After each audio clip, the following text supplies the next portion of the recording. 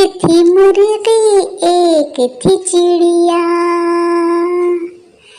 लाल थी मुर्गी नीली चिड़िया।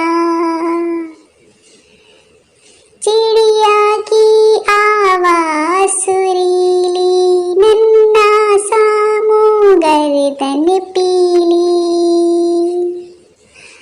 मुर्गी दिन भर गाना गाती, चिड़िया उससे तंग आ जाती।